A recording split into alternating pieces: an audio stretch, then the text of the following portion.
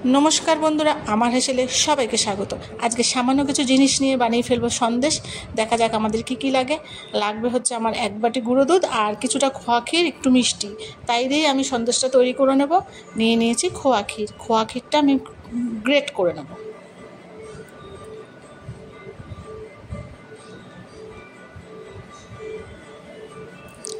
तो बेशी किछु लागबे ना, खोया क्षीर और एकटु गुঁড়ো दूध दिए सन्देशटा तैरि हये जाबे।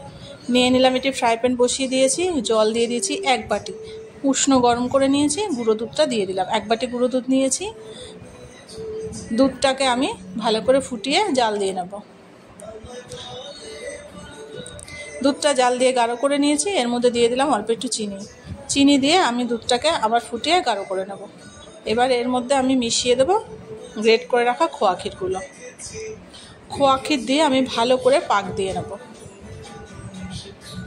কিচ্ছু লাগে না, সামান্য কিছু জিনিস ঘরেই থাকে সবার, সেই দিয়ে মিষ্টিটা তৈরি হয়ে যায়। একদমই সহজ পদ্ধতিতে, খেতে কিন্তু অপূর্ব হয়, দারুণ হয়। আমার পাক হয়ে গেছে, আমি এটাকে নামিয়ে একটি প্লেটে ঢেলে ঠান্ডা করে নেব।